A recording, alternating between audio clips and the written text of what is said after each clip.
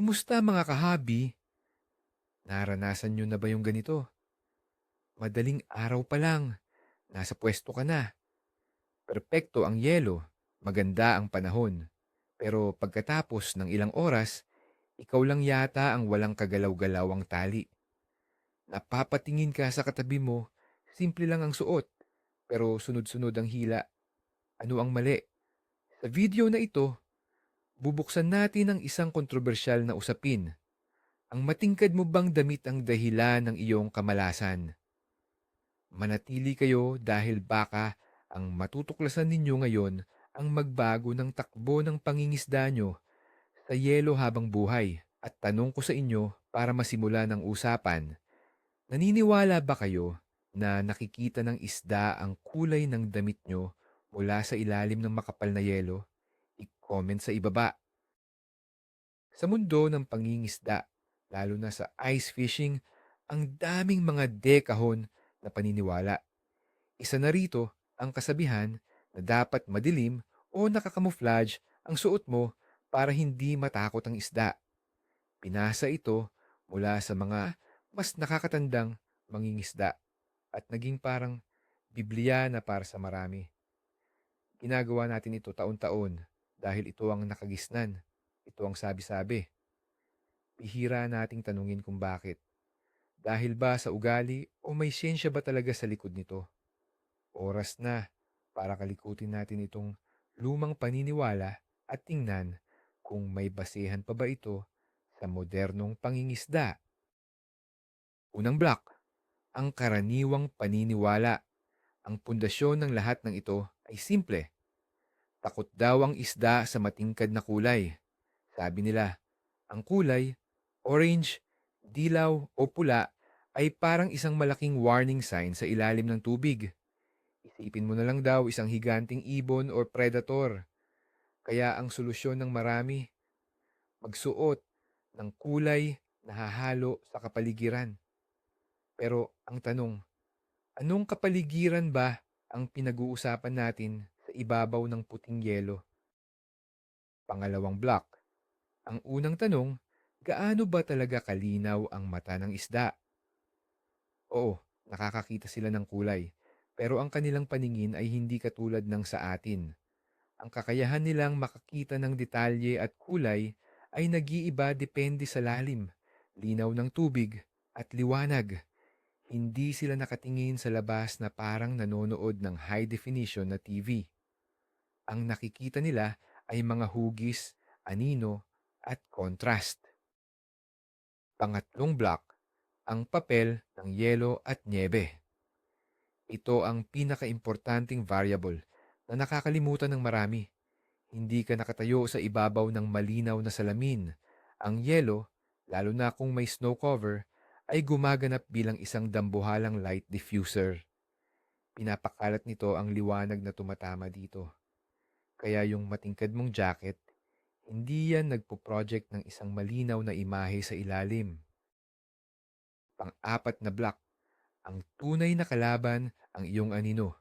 Mas dapat kang matakot sa anino mo kaysa sa kulay ng damit mo. Isang malaki at biglaang gumalaw na anino sa ibabaw ng butas mo. Iyan ang signal ng panganib para sa isda. Pareho lang ang anino ng isang itim na jacket at isang orange na jacket. Ang mahalaga ay ang iyong paggalaw. Pang-limang block, isang eksena sa lawa.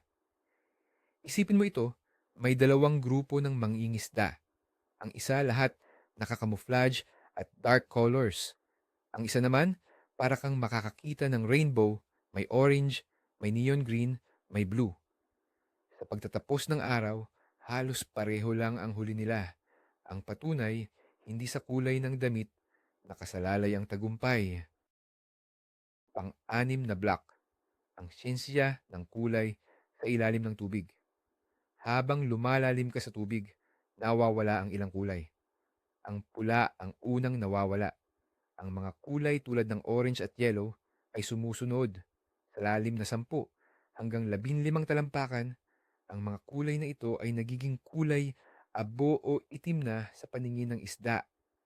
Kaya kung malalim ang pwesto mo, balewala ang kulay mo. Pang-pitong block, ang mas malaking kasalanan, ingay at yabag. Mas sensitibo ang isda sa vibrations kaysa sa kulay. Ang paglalakad ng malakas, pagbagsak ng gamit sa yelo, o kahit ang ingay ng auger mo ay nagpapadala ng shockwaves sa tubig. Ito ay 100 beses na mas nakakatakot para sa kanila kaysa sa suot mong damit. Pang-walong block, gaano kakalalim? Ulitin natin, ang depth ay napaka-importante. Kung nangingisda ka sa lalim na 30 talampakan, sa tingin mo ba may pakialam pa ang isda kung nakapink ka? Ang liwanag na umaabot sa kanila ay sobrang diffused na at halos wala ng kulay na natitira. Ang nakikita lang nila ay isang madilim na kalangitan sa itaas. Pang-siyam na block, ang eksepsyon. Sige, para maging fair, may isang sitwasyon kung saan maaaring magkaroon ng epekto ang kulay. Ito ay kapag nangingisda ka sa sobrang linaw at manipis na yelo na walang snow cover at sa mababaw na tubig. Dito, mas malaki ang tsansa na makita ka. Pero kahit dito, ang biglaang paggalaw pa rin ang mas malaking problema. Pang-10 block, ang pain mo mismo. Teka, isipin mo, ang mga pinaka-epektibong lures at jigs ay kadalasang may matingkad na kulay, di ba? May chartreuse, orange, pink. Kinakagat nila ito. Bakit sila kakagat sa isang maliit na bagay na matingkad, pero matatakot sa isang malaking bagay na matingkad na nasa malayo at sa labas ng kanilang mundo? Pang-11 block, kaligtasan muna. May dahilan kung bakit ginagawang matingkad ang mga damit para sa outdoor activities. Ito ay para sa iyong kaligtasan. Mas madali kang makita ng ibang tao sakaling may mangyaring masama. Huwag mong isakripisyo ang iyong safety para sa isang paniniwalang walang matibay na basehan. Pang-12 block, kausapang veterano. Kung tatanungin mo ang isang matandang mangingisda kung bakit madilim ang suot niya, ang sagot kadalasan ay, ganito na kami dati pa. Ito ay tradisyon at nire-respeto natin yan. Pero hindi ibig sabihin na ito na ang absolutong katotohanan. Maraming bagay ang nagbabago, pati na rin ang ating pag-unawa sa isda. Pang-13 block, ang mga tunay na salarin. Kung hindi ang damit, ano? Maling pain or presentasyon, maling lokasyon, pagbabago sa barometric pressure, or simpleng hindi lang talaga kumakain ng isda sa araw na iyon. Napakaraming mas importanteng dahilan kaysa sa kulay ng jacket mo. Pang-14 na block, ang anino ulit, focus sa paggalaw. Subukan mong tumayo nang hindi gumagalaw sa tabi ng butas mo, kahit anong kulay mo pa. Ngayon, subukan mong kumaway o biglang yumuko, kahit nakaitim ka pa. Ang biglaang pagbabago sa anino ang magpapalayo sa isda. Stealth ang susi, hindi camouflage. Pang-15 block, paano kung nasa loob ka ng tent o ice shanty?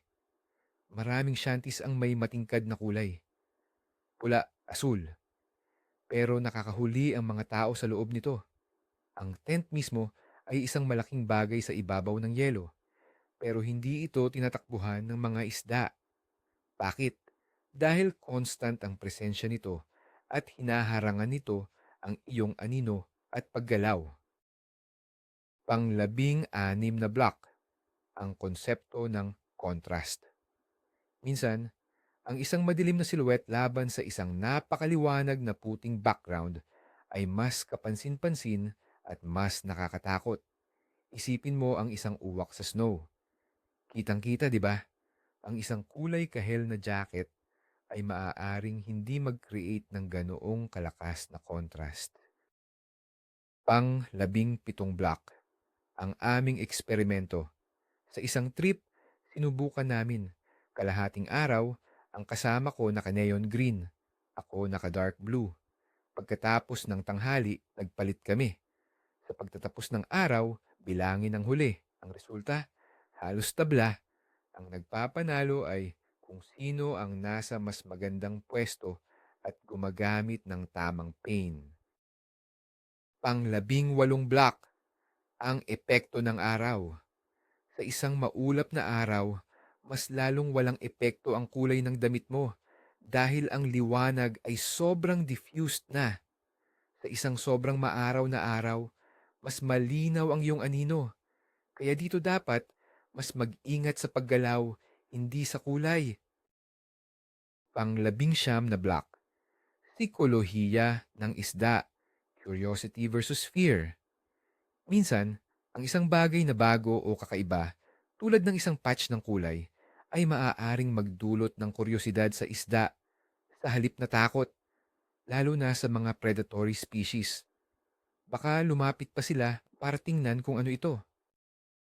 Pang-20 block, ang final verdict at ano ang dapat unahin. Base sa lahat ng ito, ang kulay ng iyong damit ay nasa pinakailalim ng listahan ng mga bagay na dapat mong alalahanin. Unahin mo ang iyong lokasyon, lalim, pain, presentasyon, at higit sa lahat, ang pagiging tahimik at maingat sa paggalaw.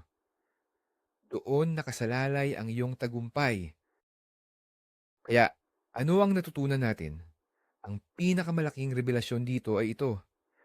Sa loob ng maraming taon, maaaring sinisisi natin ang maling bagay. Hindi ang kulay ng ating jacket ang salarin, kundi ang ating ingay at ang ating anino. Ang paniniwala sa bawal ang matingkad na kulay ay mas malapit sa isang alamat kaysa sa isang patakarang bakal.